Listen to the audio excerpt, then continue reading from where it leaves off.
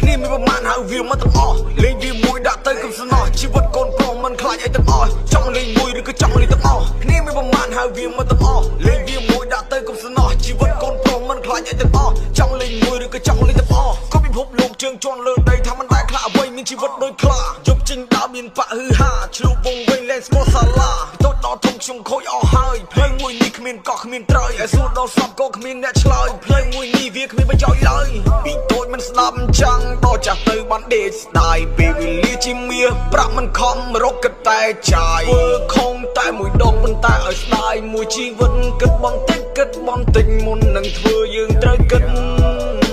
មកក្រោយក៏ព្រោះតែកូនមិនស្ដាប់ពុនមិនគិតសាងតែបាបឲ្យច្បាស់ជាយ៉ាប់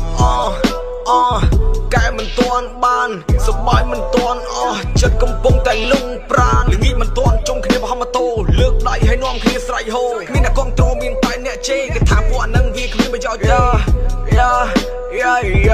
ស្រណងអ្នកមិនដែរទឹកភ្នែកជោគវល់មានតែរឿងក្តៅកាហាយក្នុងទ្រូងតឹងណែនបារម្ភនឹងកូនចោលមកសៀតចំណៃឬកូនវិញបង្ហងម៉ូតូប្រងព្រាតម៉ែអើរុងនៅប្រឹងព្រោះកូនគ្នាមានប្រមាណហើយវាមកទាំងអស់លេងវាមួយដាក់ទៅកំសណោះជីវិតកូនប្រុសមិនខ្លាចអីទាំងអស់ចង់លេងមួយឬក៏ចង់លេងទាំងអស់គ្នាមានប្រមាណហើយវាមកទាំងអស់លេងវាមួយដាក់ទៅកំសណោះជីវិតកូនប្រុសមិនខ្លាចអីទាំងអស់ចង់លេងមួយឬក៏ចង់លេងទាំងអស់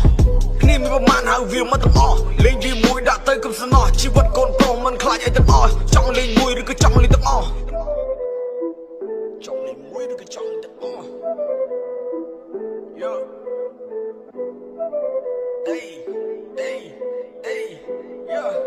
Okay, let's go. ការនៅដើរថាមិនដែរខ្លាចគេឲ្យមើលមុខអញចង់លេងមែនទេមើលស្រូបប្រយ័ត្នមានស្នាមធ្នេមិនមែនសេរីចាស់តែអសេរីមេដើរកាត់ស្ដោះទឹកមាត់បើសិនចង់ហក់ឲ្យស្រូបប្រយ័ត្នភ្លាត់មិនសិនមួយថ្ងៃប្រយ័ត្នតែគេទាត់មើលទៅហាច់ដូចជាសន្ទាត់បើសិនឲ្យភ្លើមិនក៏ឲ្យធ្វើដូចចេះសួរអីក៏ឆ្លើយដូចវាមិនទាត់តម្រេះរៀនវាមិនចប់ពួកគេតែបុកនេះកេះនិយាយវាមិនស្ដាប់មានតែចាប់វាប្រដៅចុកអបភ្លើល្អឲ្យវាទៅវាមិនទៅអាស្ដាប់តាមបងគឺមិនខុសតែអពើស្ដាប់តាមបងគឺមិនខុសតែអពើឲ្យកែខ្លួនទៅអាណិតដល់ម៉ែអើគ្នាមានប្រមាណហើយវាមកទាំងអស់លេងវាមួយដាក់ទៅកំសណោះជីវិតកូនប្រុសមិនខ្លាចអីទាំងអស់ចង់លេងមួយឬក៏ចង់លេងទាំងអស់គ្នាមានប្រមាណហើយវាមកទាំងអស់លេងវាមួយដាក់ទៅកំសណោះជីវិតកូនប្រុសមិនខ្លាចអីទាំងអស់ចង់លេងមួយឬក៏ចង់លេងទាំងអស់ក៏ពិភពលោកជើងជន់លើដីថាមិនដែលខ្លាចអ្វីមានជីវិតដូចខ្លាជប់ចេញដើមមានបាក់ហឺហាឆ្លុះវងវិញលេងស្មោះសាឡាតូចដល់ធំខ្ញុំខូចអស់ហើយផ្លូវមួយនេះគ្មានកោះគ្មានត្រើយឲ្យសួរដល់សពក៏គ្មានអ្នកឆ្លើយផ្លូវមួយនេះវាគ្មានប្រយោជន៍ឡើយពីតូចមិនស្ដាប់ចាំងដល់ចាស់ទៅបានដេកស្ដាយពេលវេលាជាមាសប្រាក់មិនខំរកគិតតែចាយធ្វើខំតែមួយដងប៉ុន្តែឲ្យស្ដាយមួយជីវិតគិតបន្តិចគិតបន្តិចមុននឹងធ្វើយើងត្រូវគិតមកក្រោយក៏ព្រោះតែកូនមិនស្ដាប់